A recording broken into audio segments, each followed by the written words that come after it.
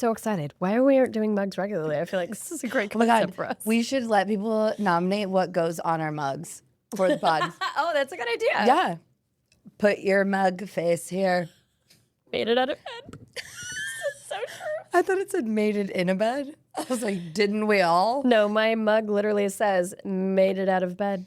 I know, but I cannot explain to you how perfectionist that is for I me thought it today. said made in a bed, and I wanted to be Well, like, so was also I. true. Me and you both, mug. Same, mug. Hi, welcome to the podcast. Hello. We're drinking Prosecco out of mugs tonight, which On is a Monday. on a Monday. Which, if you've ever wondered what winning feels like, this is it. I literally can't. So wait, hold on. You guys, we're already a bottle of Prosecco in. So Yes, that should tell you how correct. this podcast is going to go. We have to shout out to Mike, who 2.5 hours ago, I texted randomly and said, Mike, do you have us for tomorrow or tonight? And he goes, tomorrow. And I said, okay, make it tonight. Can you make it tonight? And he made it tonight, and we deeply Love him love for you that. for it. So we Which have to also shout out meant we Mike. got to go to dinner at Prosecco and Postino's. We had Prosecco. I'm here to vocabulary what Billy Joe says. Brick, are you just saying things and saying that you love out them? loud. Yes. So we have mugs today instead of glasses. Joe just has a really 1998. I thought it was a fun mug. It was like it's very 1992 of you. I love 1992. But mine Kelly says- Kapowski. Mine just made it out of bed, which anyway is just a You croak. did. You guys, I am luteal in the worst way. You know what's worse than The worst. You know way. what's worse than luteal? Because, okay, at least in luteal, you're free bleeding and you like know the cause.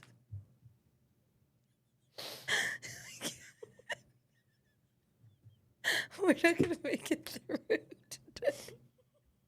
Thanks for coming. Everyone, thanks.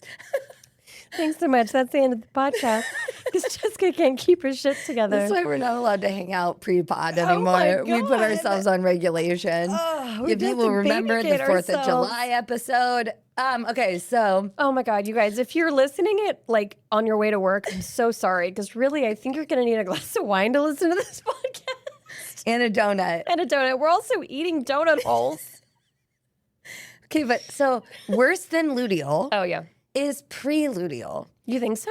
because I'm mad and I don't know why. And I'm mad at very specific things. Like I thought a man greeted me too jollily earlier. And I'm like, what? Brad? Like, what? Shut up, Tony. You don't love Starbucks that much. I know you don't. I know you have problems with the marketing. Like, I just like get to this moment and then I like catch myself being like rage bitch face. And I'm like, girl, Brad was way peppier last week and you weren't bothered by Yeah, it. no, this is a you problem, not a him Yes. problem. Yeah. It is fully me. And I hate that for myself. Yeah. But you have to catch it. At least when you're luteal and you're free bleeding, you're like, oh, guess I'm drowning in the tears of a womb. I can't even begin. I told you this at dinner. I said I had to talk myself out of 9 different life decisions Between 9 and 9:30. 9 and 9:30. And then I was like, maybe I just need to cry. And I did. Diabolical. I literally told you on the way here, I am diabolical luteal. I'm not, and I had to parent myself today in a work Parrot day. or parent? Parent. Like, I thought you said parrot. I was like, would you just repeat what you said to yourself? I mean, maybe. I'm And like, honestly, Jessica, Jessica, is it Full flat? government Is name. it flat? is it fact Is it fact? or is it fear? Yes. Which bucket are we putting this into? You guys, if you would have listened to my own self-talk this afternoon, I think we finally got to the bottom of the fact that there was no bucket. there was actually no bucket that I was trying to create. You're like, which bucket do you go in? Oh, there's no bucket. Oh, you mean there's no bucket? Anyway, what's your vibe? Anyway, so I feel like that is the vibe. Got donuts and There's actually no donuts bucket. and Prosecco and mugs. And there's no bucket. Also, there's no bucket. I created a bucket. Can we It cheers doesn't to that exist. in our mugs? To no buckets. No buckets. I hate the word Galentine's. It is the most awful. First of all, when was the last time I called you my gal? No. Yes. No. Yes. 72? No. Yeah, don't believe it. Yes, everyone wants to make me dinner and everyone wants to take me to Mexico. And I've created a life for myself that is so fucking incredible that if you don't add to that, you don't get to be in it. One word. Not. No further question.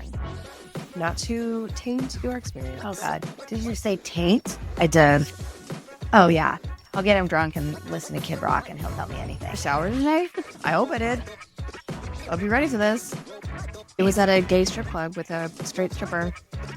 Definitely gonna keep my eyes closed the whole time. Anyway, thanks for asking.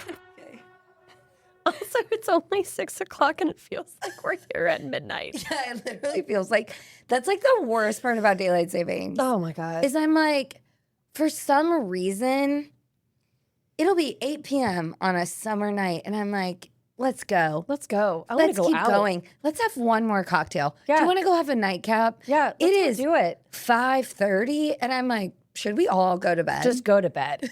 do we just sleep now? Why does the hours between 5 and 9 feel like 9 hours? Forever. It already happened last night. I'm like, I went to bed and I was in bed in the covers at 9:30. When was the last time that happened? Just full in, just full up. Am I supposed to be here right now, or it's quiet feels out like- there. technically all it is- quiet on the western technically front. it is 10:30. So yeah, It's humiliating. Oh, I feel like we're God. always being punked by the sun. especially in fucking Texas. Yeah. Okay, updates, hot girl updates. Dr. Tiffany told us today she's signing up for a 5K Bellinicio. Let's go. Hot girl walk. You guys, 20 girls in, $1,000. We are here to kill it. I want to win most. I think there's two. So there's 2 awards. One is most spirited. Which we obviously have on the back. The other one is most like team people joining it. Like we have to win. I have to talk to you after this. Remind me to talk to you about the run club that I had to go to a Beam pop-up, and they did it at a run club, and I was like, what if we just got this like whole run club? Yes. Also, the man is kind of hot, but he doesn't like football, so. Okay. Okay. 2 very exciting things. Dr. Tiffany, speaking of, she's coming back next week. We are so excited. Literally can't wait.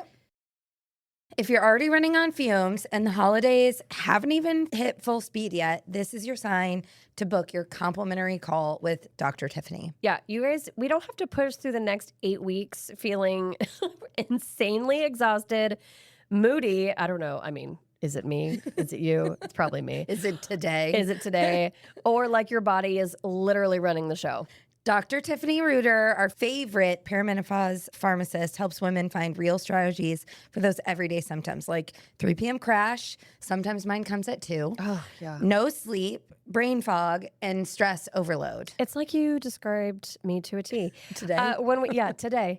When we had her on the podcast, you guys know we left feeling so seen and understood. And literally, that's exactly how you're going to feel working with her one-on-one. Don't wait until January to start feeling better. Literally, do not wait until January to start your New Year's resolutions. Seriously. Enter January like on top of it. Yep. Go to Optimize Her Pharmacist and book your complimentary discovery call today. Literally right now. Literally right now. Go give yourself the gift of energy, balance, and I don't know, maybe actually enjoy the holidays this year. What a concept.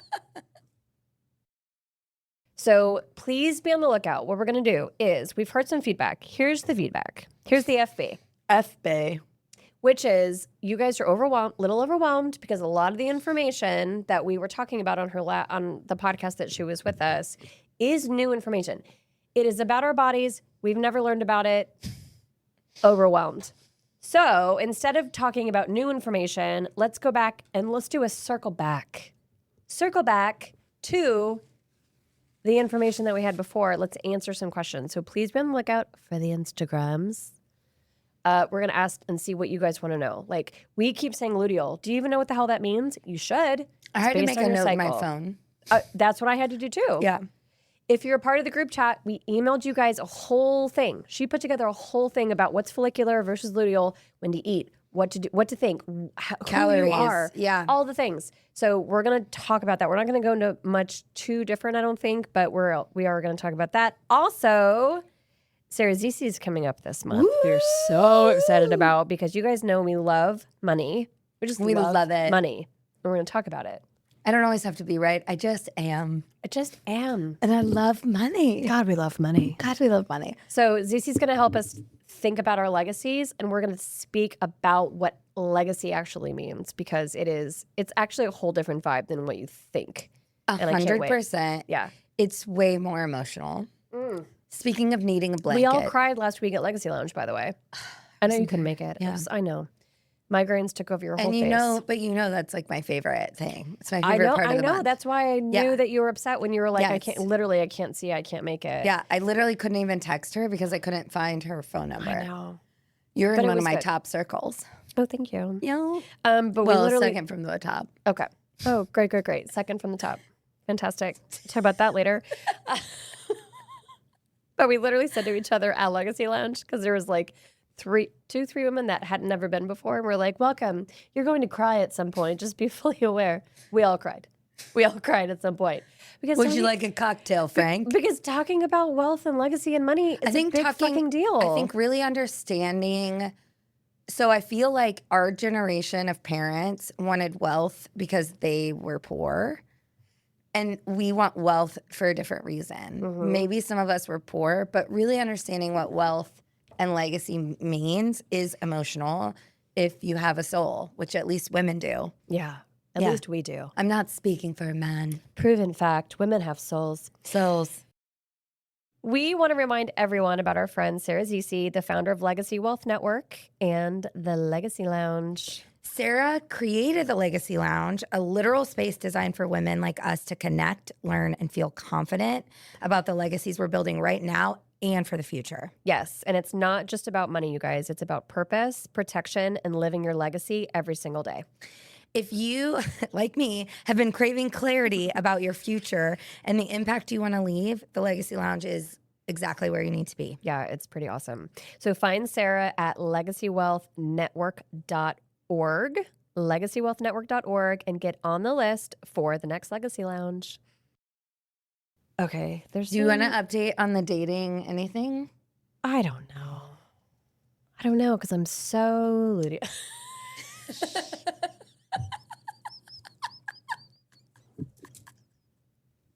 And that's how I know that we should not be allowed to record this. So, okay, I will give this update. Give the snips.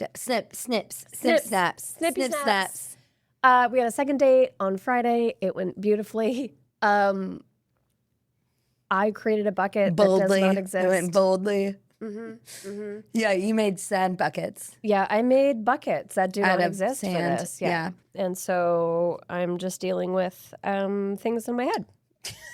That's all. That's all I said about that. Thank you. Moving on. Now that you guys have officially been introduced to Terrence from Warranty Fitness, now you know why we love him so much, and we're so excited that he's and the gym are a sponsor of the pod. And everybody knows, infamously, that we actually went and worked out there with Terrence and his team. And let me tell you, it is the real deal. Yeah, we love that Warranty Fitness is not your one-size-fits-all kind of gym, thank God. They've got 9 different trainers, each with their own vibe, but all with the same mission, which is helping you find actually what works for you. What a concept. What a concept. They even start with something called a no sweat intro, which basically just means you sit down, talk about your goals, and then create a totally customized plan. It's a safe, supportive space, especially for women. Yes. I wish there was a giant asterisk next to that, especially for women. And honestly, it feels different. You know it as soon as you walk in the door in the best way. Yep. You guys go check them out at warrantfitness.com or on Insta at warrantyfitness. This is what nobody asks us about. Okay, so we're moving on. What We're did nobody moving ask on. us? We're done with updates. Do you have any other updates? Oh, wait, I sent you one earlier. You said, oh, that's all I have for now. There's nothing that I have to add. That's what you said to me earlier. Yep, then I have no updates. Nothing? Okay. Yep. One thing that we didn't get to last week about what nobody asked us about, but you said the amount of betrayal and rage brought in by just spilling my coffee that makes me feel like deleting everything and moving to Montana. I feel like I feel like I already know what this is, but Correct. please. I'd like to call it pre-luteal, right? But is luteal part of the phase? Definitely not farting of the phase. Well, it might But be. is it the part of the phase before you are bleeding? Yes. Okay. Yes. So I'm entering my luteal, Yes. or I was last week. I think you're in it. Yeah, I think you're in it. I'm in it now. Yeah. But I was entering it. And what the amount of betrayal that I feel on a global level when my coffee that I made Spills? spills in the car on an outfit Oh, God. when we already know what has happened to me with Tide Pens. Bring it way I'd back. like to not circle back to the beginning, but Yeah. we know how hard it is to get a Tide Pen on the go if you forgot. Yeah. So I feel like betrayed by womankind. Like, I feel like, how could you, a car, allow me to hit this bump and spill my coffee that is the lifeblood of me, ipso facto, humanity at this moment? Yeah. Like, I literally am like, I'll quit everything. I'm firing everyone. I don't live here Taking anymore. this car, taking it to Montana. I'm going to Montana, where someone is going to carry me over a mountain, and I'm going to be fine. But like, it's like when you stub your toe, Yeah, and you're yeah. like, God, I know. That's or it. hit your shin, Yes. right? Where you're just like, you feel betrayed by your entire body, by all of mankind in 2 minutes, and you're like, why is it always happening to me? That was happening to me last week. And I was like, why am I so dramatic? Because let me be honest, it only spilled in my cup holder. And I still, in my hand, and I still felt That's a luteal rage. betrayed to my deepest core, where I would have given Yeah. someone's firstborn, not mine, obviously, because I didn't have any, but someone's, I also feel that way. to a government entity that would solve this problem for me. Have you ever gotten in or out of your car and you did not, for whatever reason, that moment in fucking time where you didn't time it and you hit the shit out of the top of your head? Never? Have you seen how tall I am when I stand up? Okay. Well, that's true. My other example isn't going to work either then. 'Cause sometimes I hit my head, like if I'm like unloading the dishwasher and I have all the cabinets open and then I like stand up and it's too close to an open cabinet and I just whack the shit out of my head. No, what happens to me is I'm in a room that I didn't put a step stool and I can't reach anything. That's like, Yeah, where I'm like, God, where did I leave that step stool? But that's how I feel the level of betrayal. Like, Yes. my own body betrayed me because this moment in time. and why is stubbing your toe or like hitting something like a weird pinky jam? Yeah. Where you're just like, Worse than childbirth. you see the beginning and the end. You feel like your little foot land before time just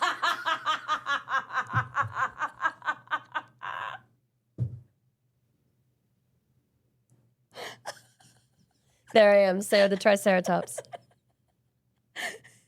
God, I love that what movie. was the squeaky one? Oh, What was okay? There was Sarah. yeah. She's a Triceratops. yes. Littlefoot, Littlefoot. obviously. Brontosaurus, And right? then there's Something. Petrie, Yes, yes, Petrie. Was that and the he's squeaky the one? pterodactyl. Yes. yes. And then wasn't there one other one, like the tired bro, like the stoned lizard? Land Before Time. Characters. He was like iguana-like. Characters. Let's see. Littlefoot. Ducky. Ducky is. Ducky. That's who you're thinking That's of. what I'm thinking of. Petrie. Chomper. Oh, I forgot about Chomper.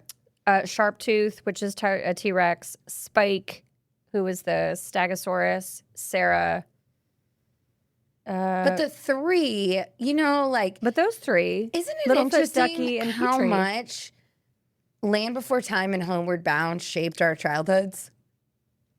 I'm sorry, but there is Shadow? a TikTok. Don't. There's a TikTok trend where babies right now, are watching Homeward Bound, and the parents are recording their reactions Ooh, when that the seems kids like finally abuse. when the kids make it home and the animals start coming Oh across God! the And Sassy, and when Shadow comes running over up, these now babies are crying watching Homeward Bound, 'Cause you just like can't. we cry.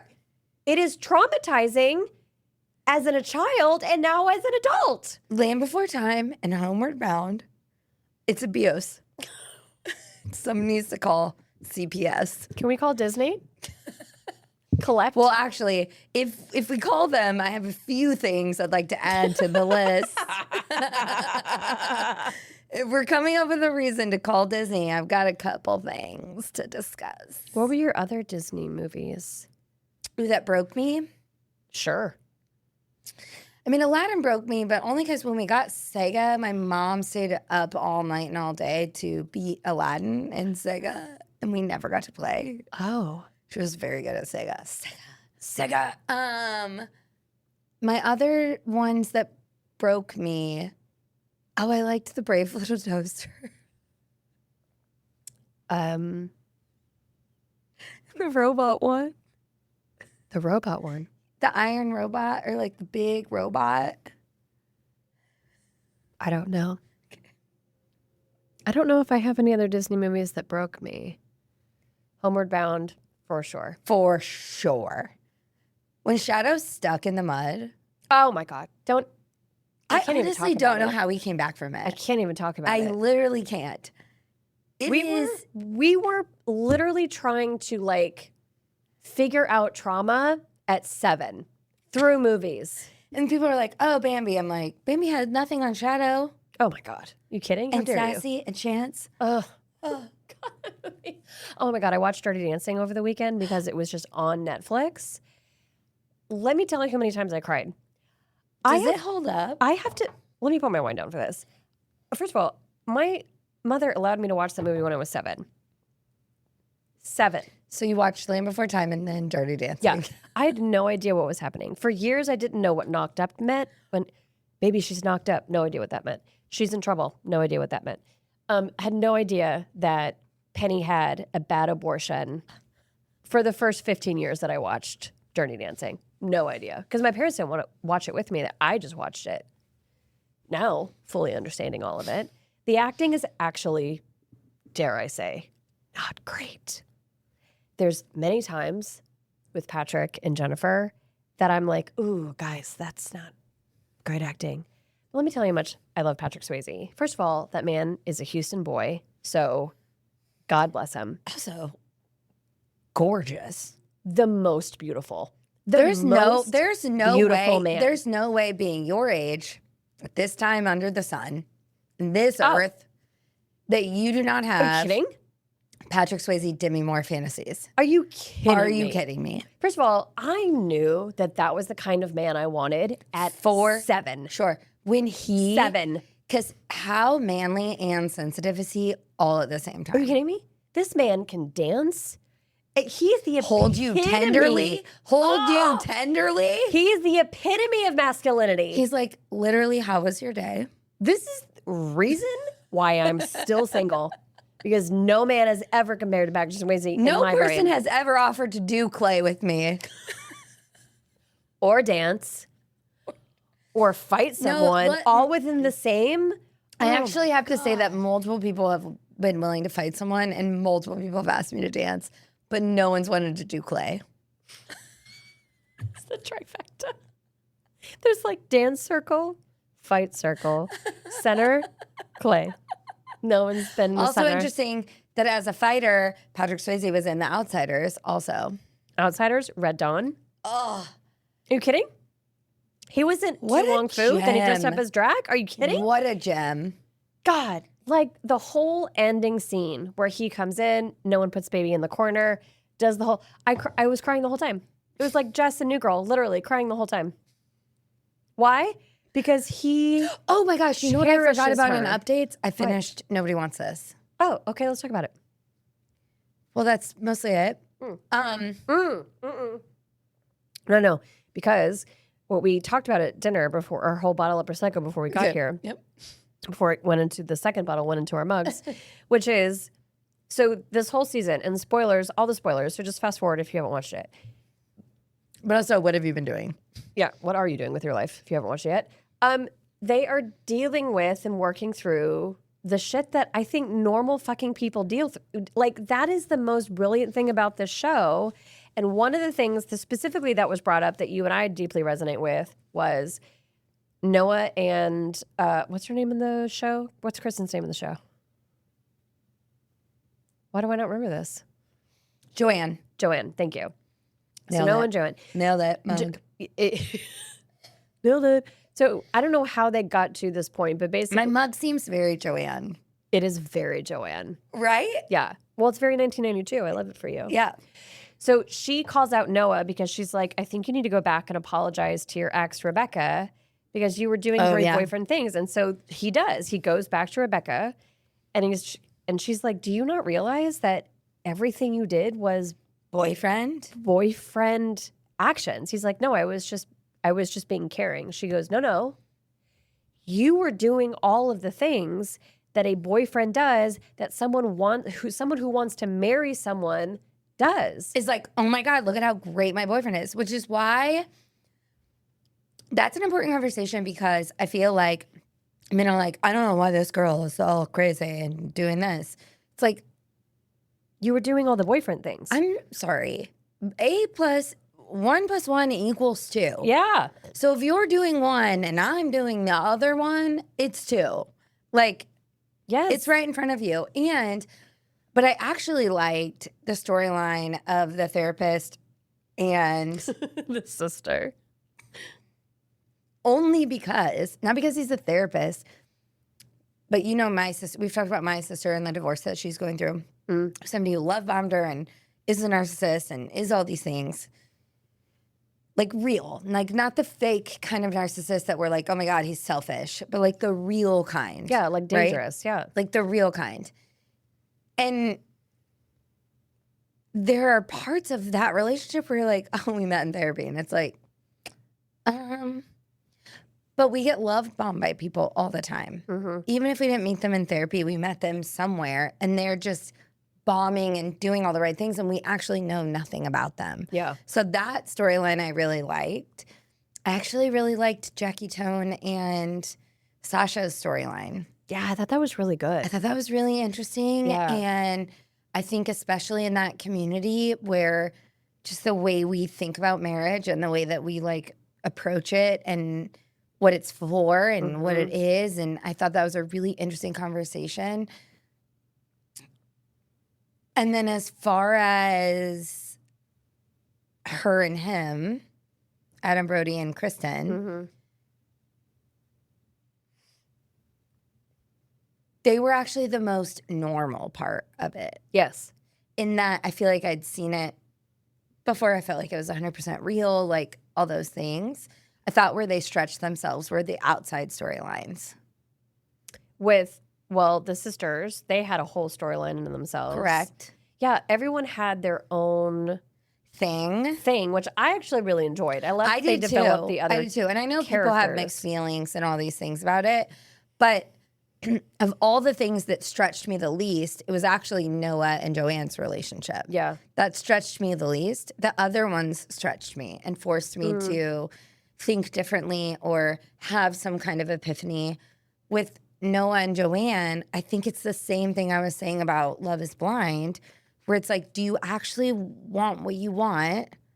Or do you need it to come in a specific package? Because if you want what you want, then you have to be willing to do all the hard things. I know, but that was so that's why I loved this second season so much, because to me, that was an example that I don't have examples of. So they Actually doing the hard things? Yes. Yeah. willing to bend, stretch, mold, because you see, want, appreciate, respect this other human that is willing to go toe-to-toe with you in this relationship. And they had multiple moments where Kristen fucked up, Noah did something weird. Like, it was a good, even back and forth. But it gave me this, because I don't know what it's like to go through anything hard in a relationship. Because almost every single relationship I've had, when things get hard, typically 90% of the time, it breaks up.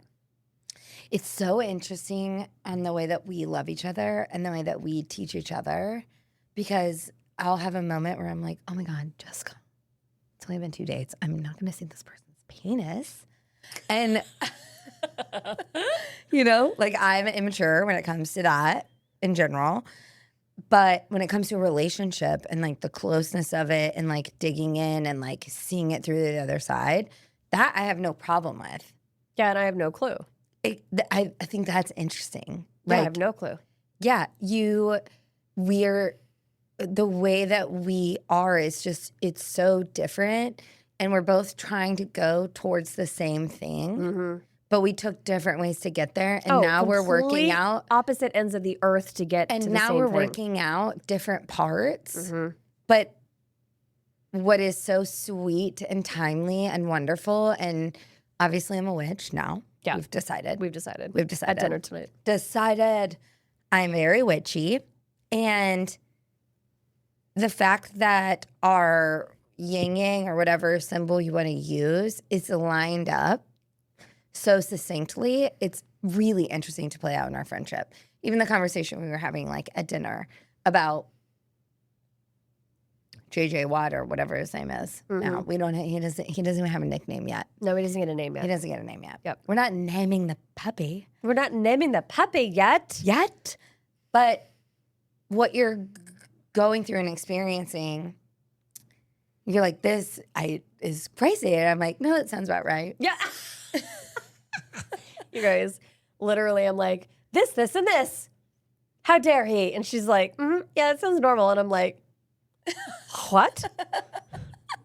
You mean I'm making a mountain out of a tiny molehill? Yes. And then I'll be going through something like emotional and I'll be like, Jess, da da da. She's like, yeah, babe, that's how it works.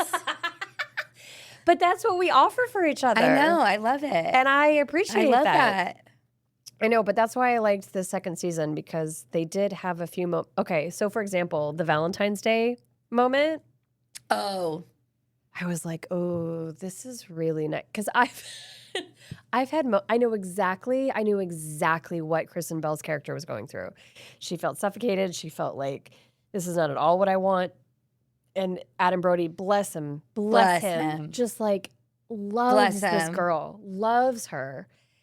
And for her to finally just like say the thing, but he said, it was this beautiful, like, oh, I see now how I could approach this situation that I've been in. I've been in that moment. Yes. And it was just so nice to see on screen. Oh my God. Because I feel like no one knows how to write for women like that right now. And so it was, I feel like the only reason it's that good is way. because Aaron Foster is writing. God, it was so good.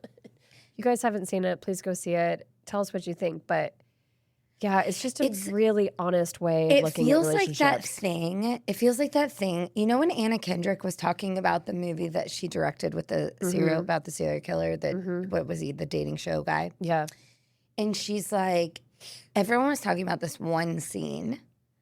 And she was like, the reason that everyone's talking about that is, she's like, it was filmed the way a woman would see it. Yes. And I feel like in Nobody Wants This, that they're filming it the way that women see it. Yes. And so it's teaching men and it's resonating with us. And there's this whole thing that's happening. But it is telling stories. I'm happy you're listening to Reese and like all these things, but it's telling these stories from a woman's perspective. And it changes things. It changes the way things operate. It changes everything. And that movie, that Anna Kendrick movie, when you're like, yeah, this is what it actually feels like to be a woman and be scared. Yeah. That's what it actually feels like. The way that the reason you were so taken by that camera angle is because no one has really given a shit at how we feel when we're scared. Yeah. The same way, not to get too deep, but in the animal kingdom, of all the things we eat and all the things we whatever, pigs are the only animal that like feel fear. I don't want to talk about it. Okay. So, but it's I that know thing. that. I know. But it's like know. a pig thing. And I'm like, that's what happens to women. I don't think that men truly understand when we're freaking out about something or nervous about something or anxiety or like whatever comes with it. I don't think they understand the way that we feel fear in our whole bodies. No, because they've never had to experience Because they've never it. had to. They've never been smaller than the person in the dark Yeah, next to they them. don't have to worry about They it. don't have to worry about the fact that, Yeah. like, of all the things that are killing us, men are the worst. Yeah. Like, cancer versus men, like, it doesn't even stand a chance. So I don't think they've ever felt fear. And I think that's why it was a big deal in that movie when men were like, oh, that was a really interesting way to film that. It's like, no, that's what a woman sees. Right. And I feel like that's happening and nobody wants this, where Yeah. people are like, oh, that's what women like actually think. Yeah. Did you resonate with this? There's a one particular scene where they're in the kitchen and she said one of the safest things, or no, she said something to the effect of like, one of the things that we look for as women is to be able to be intimate with a man and feel safe at the same time. And that particular scene is blowing the fuck up because like that is it. You want to That have is sex with it. the same person you feel safe with. Yes. That's what the line is. That is it. Yes. Right? When you think somebody that you feel completely safe with is sexy, that's like, it's not a thing. Mhm. We've talked about this so much in my dating relationships, but like when I've picked partners, I've picked one or the other. Mm. And like to find you pick the safe thing because long term it's what you're calibrated to. Yeah. But that changes the sexy and that changes, there's all these fucked up mind games we play literally just to be in a safe place.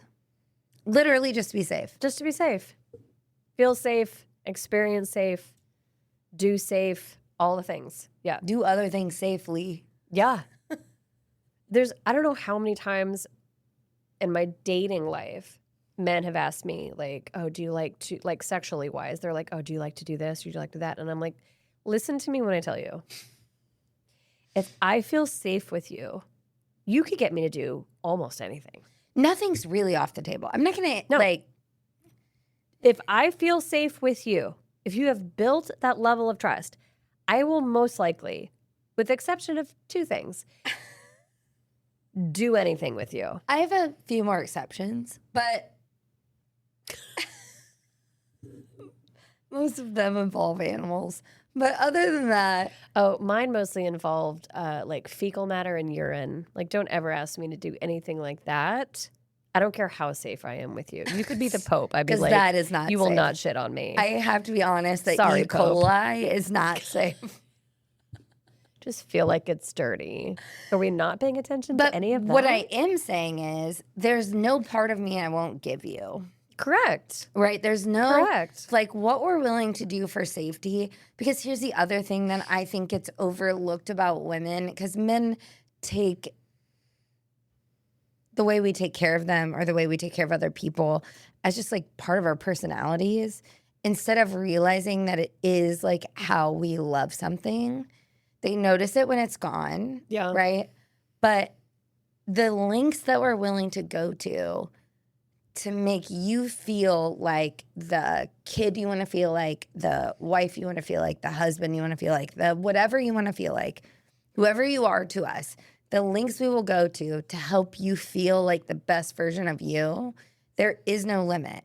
Whether that's sexually, whether that's whatever, if we feel safe and we're on your team, we're so locked in for whatever happens next. You want to climb a tree and swing from a gorilla? We got you. But we Like, want to do it too. We will literally go with you. Yeah. Like there's no amount. Okay. Stay with me. I'm right here. Okay. Because I Locked feel in. like I might lose you very quickly like Nope. this. Locked in. Okay. Locked in. In Twilight.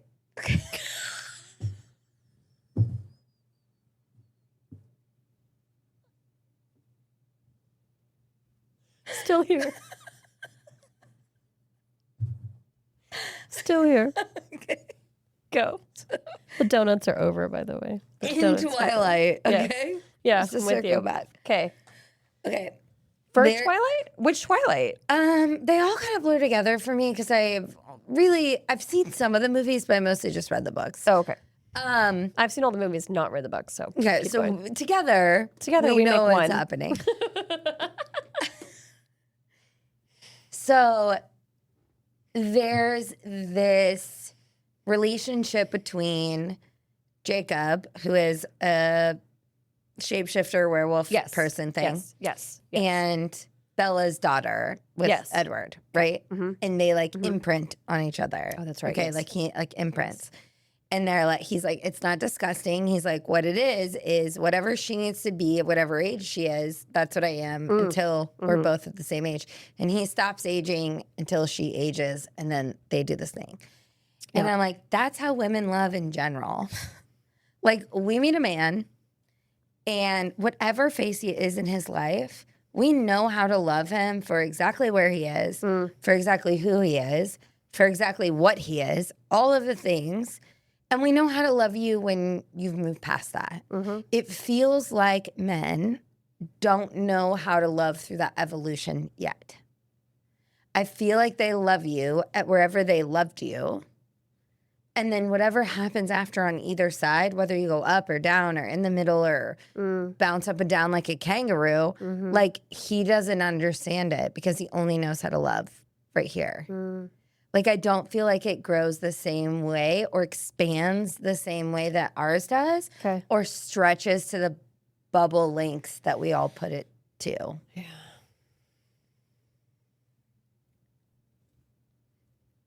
Thanks for coming. Like, I think what's really sad about that is, for me, not sad in general, it's sad for me, is that I have never known a man that's wanted to love me through the expansion. Me neither. Every time I expand, I have to make a decision to let something go or keep going in order to be loved. I know. And that's like you feel like you have to make yourself smaller to help them deal with it better, right? Rather than let's all of us ask more of men and we all grow together. And look, there are wonderful men. I know wonderful marriages where the man has been like, I love the core of this person. I don't care if she shoots up to 172 feet or shrinks down to 0. Like, but for the most part, I feel like, and here's the beautiful part about men. They also see themselves like that, as if they are the strapping young musician walking across the stage, still can fit in their jeans, whatever. They see themselves like that. Yeah. So they see you like that because they're stuck there. But the beautiful part about expansion is you go somewhere different together and you both get to grow a little bit. You don't have to grow like this or outgrow each other, which is the saddest part, right? Sure. Yeah. I hate it here. Yeah, it's I don't think about that part often, but when I do think about that part, that I have never experienced a love yet at almost 45 that has wanted to expand with me. Do you know what's really interesting? Is just tough to kind of dip back into. Wrap your whole head around. And you know what's really interesting is, so we were talking about this a little bit. So I have lots of exes that come back into my life, except for the one that died, because obviously. Yeah. Not to make light of that, but just trying to move it along. Okay. So, but other than that, I do have men that come back into my life. But generally speaking, they come back in at wherever I was when I knew them. They're right where I left them. Like, they don't come back new. They didn't change into something new. There are a few exceptions to that rule, right? There are a couple of men, we've talked about the ones that have like reached out that like listened to the podcast or whatever, and they let me grow and they let me do these things. But for the most part, however they loved you is where they left you. Yeah. And I'm sad because I know I outgrew them, and that fucking sucks. And it sucks to leave behind people who are amazing and all these things, but who just aren't willing to grow with you. Sure.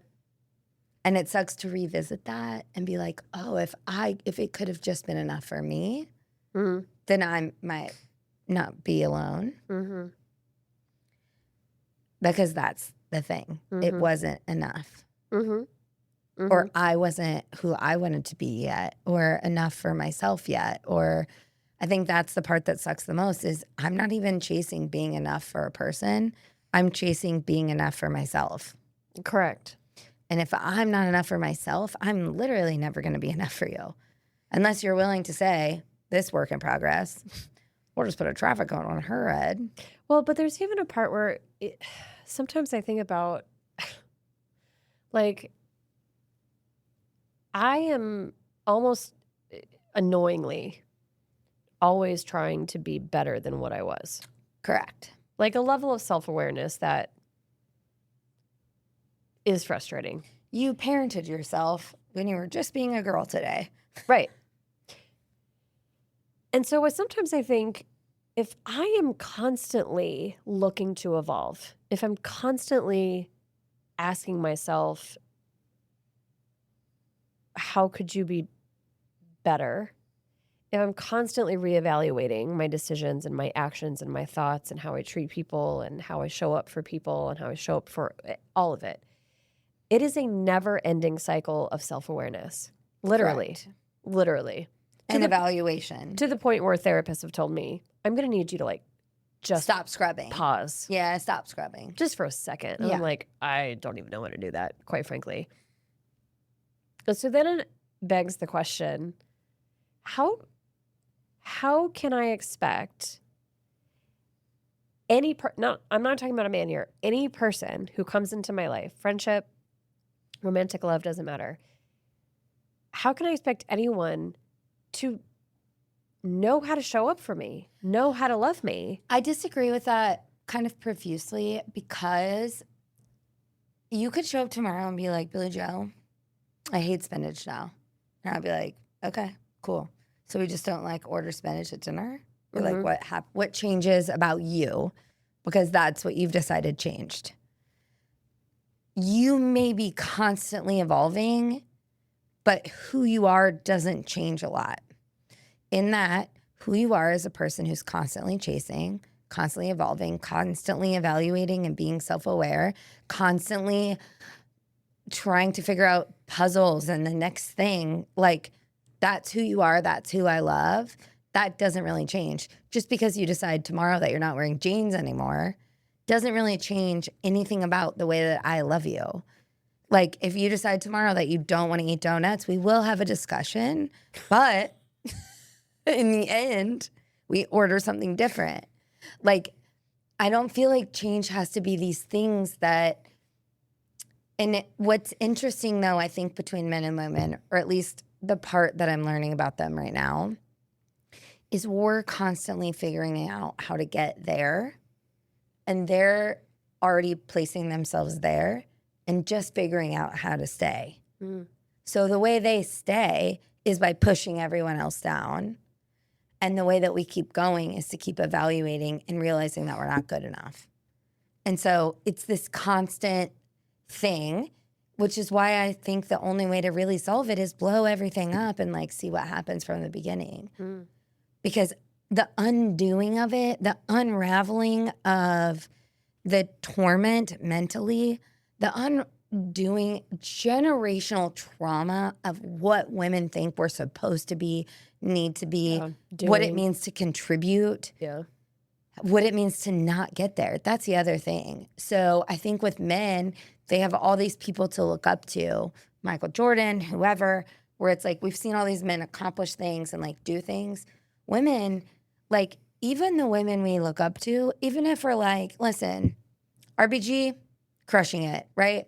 She's like on the basis of sex, doing stuff for women, blah, blah, blah, blah, blah.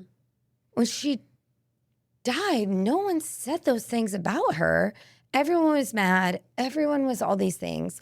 Like, we don't have a lot of women that we see like get the thing and then just be regular people. It's very on one side or the other. It's very super successful, super not. Super surrounded by people, super alone. Super this. You have to, we think that some kind of success in being a woman requires martyrdom in one of our aspects. Oh, for sure. And it's And devastating. how much we can overcome. And it's devastating. Yeah. Whereas men already feel like they have everything. They're just trying to stay there. So it just means everything else gets pushed down. I think that there are men who are waking up to it. I think that there are people who want more of it. But I think it comes down to that thing, and it's, do you actually want this, or do you want the easy thing? Because if you actually want this, okay, let's say you want A, but in order to get A, you have to do B, and you have to do C, and there is no other way around it. We will try to argue about why we don't have to do B. And it's like, no, but you do. Candyland says, you have to go through the bug here to guy. get through that. Yeah. And we try to negotiate around it. And I feel like we make it so hard. I don't know how to undo it either. I'm still trying to figure it out. But I'm also drinking champagne out of a mug. I know. Who are we to give advice? Speaking of, Ooh, article? are you ready? I'm super ready. Okay.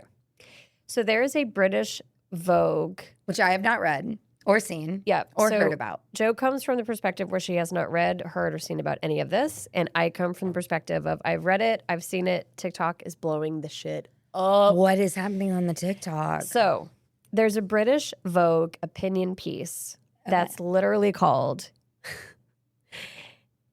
Is Having a Boyfriend Embarrassing? Yes. Okay. And there's a couple, I have the link, so I'm going to read a few parts because I don't want to get anything twisted here. So let me just go to the article. This was published October 29th, and it's taking the world by storm, if you haven't heard yet. Okay. She interviewed both partnered women and single women. Here's kind of the gist of it. So what gives? Are people embarrassed by their boyfriends now, or is it something more complicated going on? To me, it feels like the result of women wanting to straddle two worlds.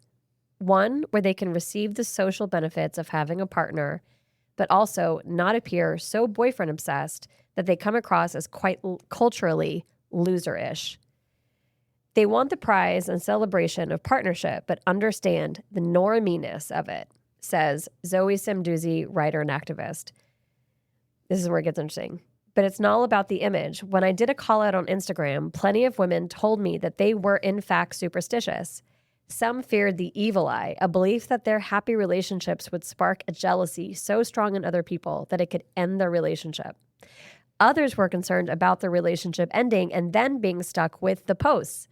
I was in a relationship for 12 years and never once posted him or talked about him online. We broke up recently and I don't think I'll ever post about a man.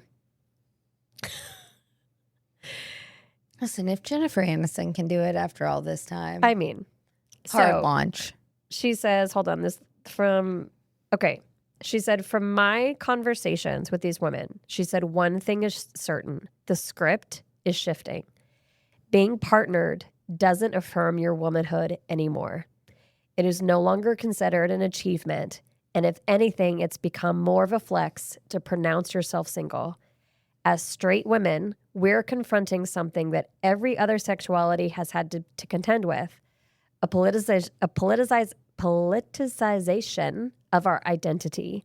Heterosexuality has long been purposefully indefinable, so it is harder for those within it and outside of it to critique. However, as our traditional roles begin to crumble, maybe we're being forced to reevaluate our blind allegiance to heterosexuality. This is where the last paragraph is really, I think, for me, it was really poignant. This is also happening alongside a wave of women reclaiming and romanticizing their single life, where being single was once a cautionary tale, as in you'll end up a spinster with loads of cats. It's now becoming it is now becoming a desirable and coveted status. Another nail in the coffin of a centuries-old heterosexual fairy tale that never really benefited women to begin with. To be fair, couple things at the top of this comment back. Couple quick hits. Mm-hmm. Number one, we already know that for women, like there's too much proof that when we marry a man, he's going to live longer and we're going to live less. Yep. Okay. That's already there. I, though, am someone who I am very traditional in certain parts of my life and very outside of the norm in certain parts of my life. Yeah. And the traditional parts of me believes in a partner only because I've seen it. But the other part of me that's actually living life knows that every time I've had a partner, I've had to chip away something. Mm. And so I don't know if it's women being like, oh, we hate men, I'm woman, hear me roar. I think it's more, I can't keep shaving off parts of myself to save you. So meet me or leave me. Yeah. Yeah. I think the other part of this, so it's interesting. So the response so far is 50-50. There's women that probably haven't read the article yet that are really butthurt about it. Oh, my boyfriend is so great. She's like, you probably haven't read the article. And then there's the other part of single women that are like, oh, thank God, finally. Like, we are being seen in a way that feels validating.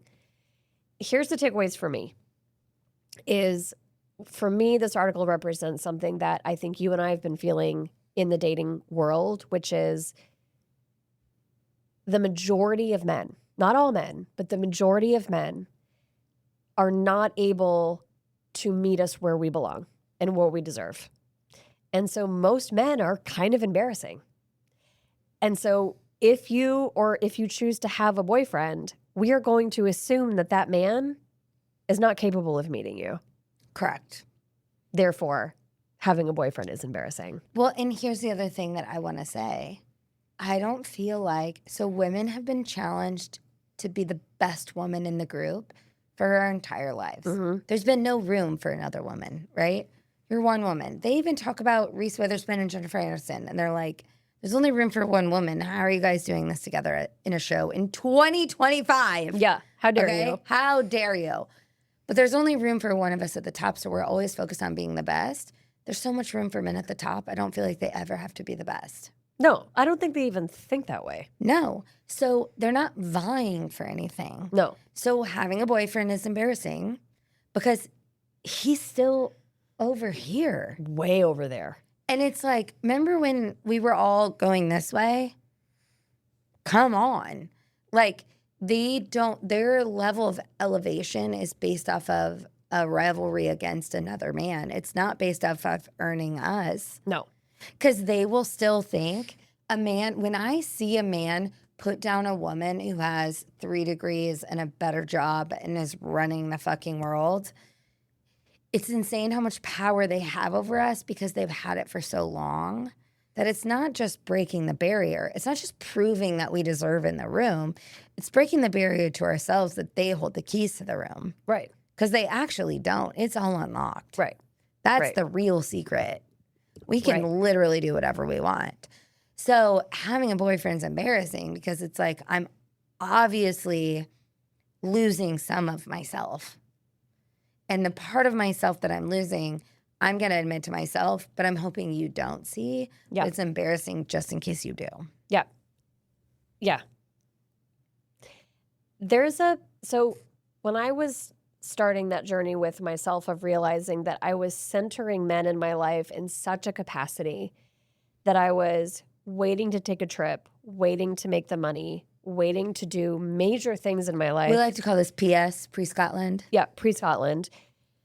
That I was PS, literally... she went to anyway. But I did go anyway because I was like, what the fuck am I doing? I didn't realize I was centering a partner and a man in my life to such a degree that I was literally putting parts of my life on hold because I thought I could only experience it through that. Sometimes. That's my point. We don't even notice it. I wasn't noticing it I'll be going ever. to sleep. I'll be going to sleep having the best time of my life. I ate a gummy. nah, nah, nah. I'm washing my face. Nah, nah, nah, nah, nah. My legs are shaved. I'm so soft. No one's ever felt a baby's butt. And then I'm like having the best time. I'm like watching girl shows. I'm watching like Real Housewives of Orange County. Don't judge me. Yeah. Like I'm living the best life. And then I'll get under the covers and I'll be like, oh man, it would be so nice to like kiss someone goodnight. Mm-hmm. And I don't think that men go through that. I think their feelings are very different. I don't want to place an emotion on a man, but I just think it's different. And unfortunately for women, we're still in the place where we have to sacrifice something in order to have it. Correct. And it they have starts to to feel like sacrifice nothing. it starts to feel like it's not worth it. That's the point. That is the point. We are sacrificing multiple. They are sacrificing nothing. And in fact, they're not even able to meet us and hold the bar at minimum. Most of them can't hold the bar at minimum. But that's here's the part. point. We're getting to that age where what sucks is everyone coming behind us.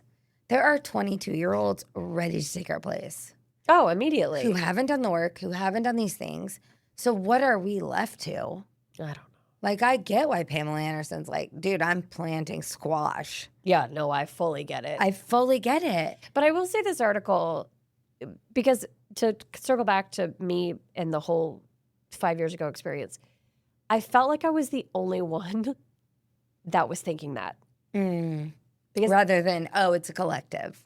Because everything I saw social media wise was like, my boyfriend, my husband, my boyfriend, my husband. I'm like, bitch, some of us are out here literally trying to find a fucking tech spec. Are you kidding me? And now it feels like this article has literally opened the door to so many single women collectively going, yeah, these men aren't it. It's They're what not bums me it. out about Sex and the City reboot, because like Sex and the City still stands. I can go back and watch it in the early seasons, and I'm still locked 30 in. years later. I'm still locked in. We don't have that for us right now, and that bums me out. I don't need like Cougar Town. I need like real like. Yeah, it really bums me out that not one fucking creator, man or woman, has seen anything on the landscape so far and jumped the fuck on it. Because there's a whole, nobody wants this is only, quite frankly, I've seen the only media that's taken the reality of what it Agreed. is. And we're all obsessed with it. Yes. It was whatever. So feed women more. Yes. We're hungry.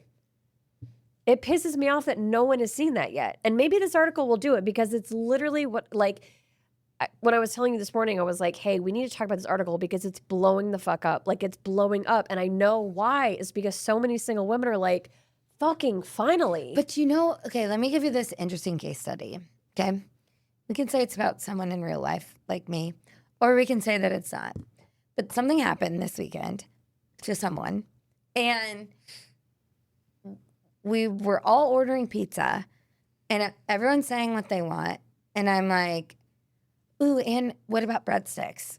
And everyone's like, oh, yeah, no, whatever. Everyone got exactly what they wanted to the specificity of onions on half a pizza, not onions on another, right? So specific.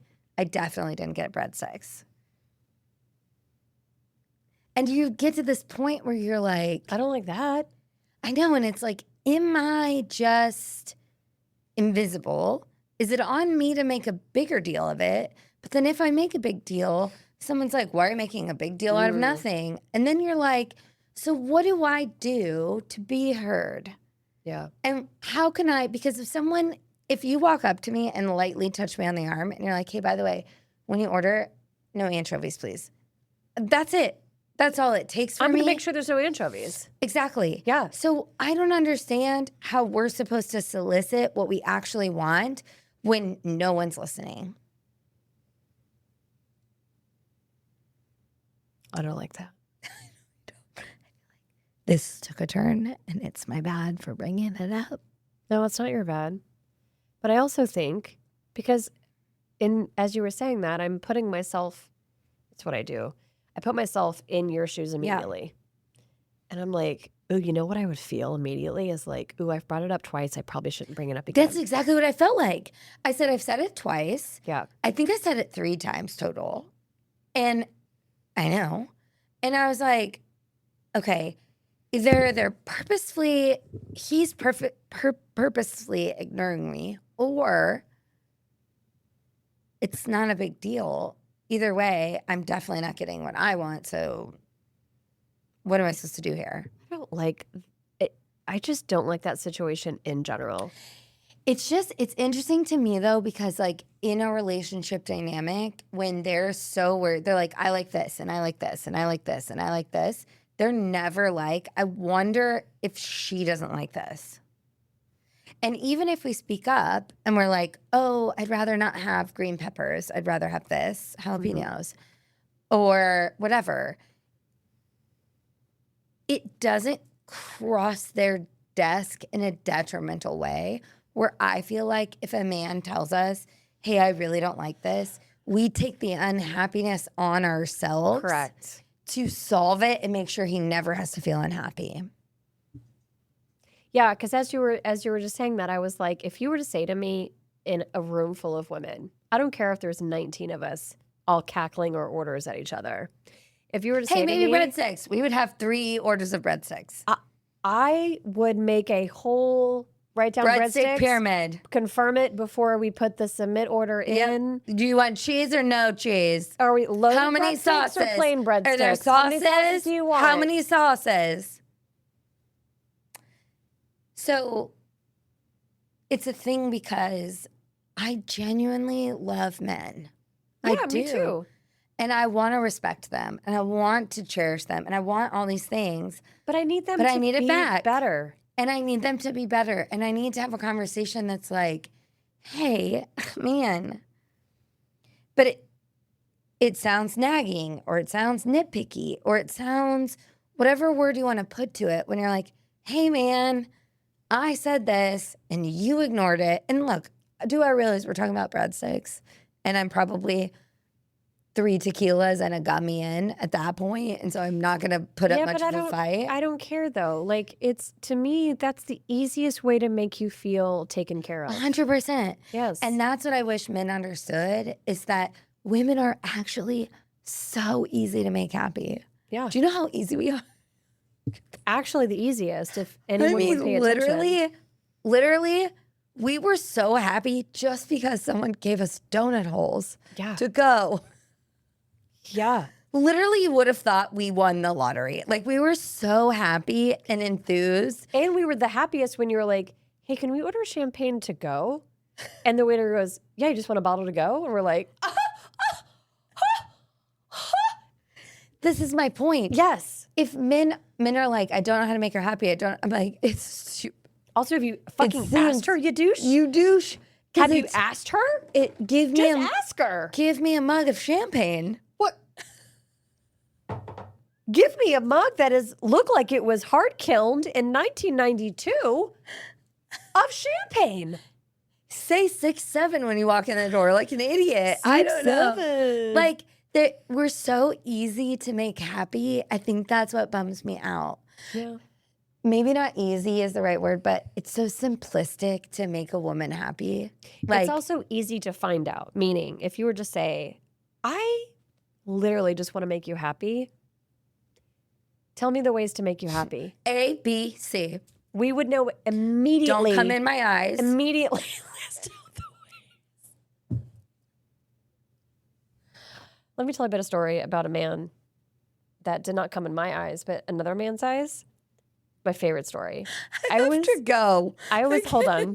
Last 4 minutes. Hold Best on. story of the world. Hold on, wait. Hold on. You just said that a man did not come in your eyes. No. But Another man's eyes. Yeah. Okay. I was 18. You guys, I just moved to Austin. I was 18, working at Charlotte Russe. Okay. Of course. There was the best gay man working, Levi. 2 days in, I was a manager. 2 days in, he comes up to me and his whole right eye is completely bloodshot like pink eye. And I go, Levi, do you have pink eye? If you have pink eye, you can't be here because it's highly contagious. And he goes, I don't have pink eye. And I'm like, are you sure? Because it's bad, babe. Like, it's bad. He goes, I can hear you saying that too. Like, 18. babe. 18. Are you sure, babe? Okay. Let's remind everyone at 18 that I had just come from Flower Mound, Texas. I had never met a gay person in my life. You that weigh I knew 100 of. pounds. I weigh 100 pounds. I have no eyebrows because it's 1999. I have Christina Aguilera is in my tape deck. I have some kind of double tank top situation happening. And Levi comes up to me, Charlotte Rose, red eye, blinded by red. And he tells me it's not pink eye. And I'm like, okay, but I don't know what it is. If it's not pink eye, what could it be? And he looks at me and he's like, are you kidding? And I'm like, what? 18, naive. He goes, Jessica, how do you not know what I'm trying to tell you? And I'm like, I don't know what you're trying to tell me. Levi. And he goes, Jessica, my partner came in my eyeball last night. And I thought my life flashed before my eyes. And I was like, Did you feel like you were in the magic school bus and you were going like up someone's like whale butthole? Like, what was happening? immediately, whale butthole. I'm like, what do you mean he came in your... He's like, yes. This is what happens when someone comes in your eyeball. Pink eye. Looked like pink eye. Wasn't. Looked This like is what I it. tell men all the time. I'm like, look, come wherever you want. Honestly, Don't come in my eye. don't come in my eye and don't Yeah. come in my hair because I don't want to wash it. Same. Super busy. I don't have time. I don't have time for either one. But come wherever else you want. Come wherever you want. Anyway, so that was my introduction to gay sex. Anyway, so moral of the story, come wherever you want. Come wherever you want, just not in my eyeball. Not my eye or my hair. Not my hair. I don't want to wash it. Just aim it appropriately. This is not hard. Literally. Levi. I hope he's doing great, Levi. I hope he's doing great. I hope everyone's doing great. Did we both finish our mugs of wine? Yeah. I also really think we need new mugs. Poor Mike. Thank you, Mike. God bless Mike and America. I know. In America, especially right now, no one's being fed. No one cares. No one cares. Do you think people care more about people not being fed or jizz in someone's eye? Probably jizz in someone's eye, quite frankly. Quite frankly. So They made a whole drug about a man's penis who bends a little to the left. what drug is that? I don't know. They're solving it. I saw an ad on ESPN. To what? Correct the penis? Yeah, to make it stand up straight. Okay. We're on that note. Literally nobody asked us about that. But thank you But for thank asking. you for asking. Love you. Love you.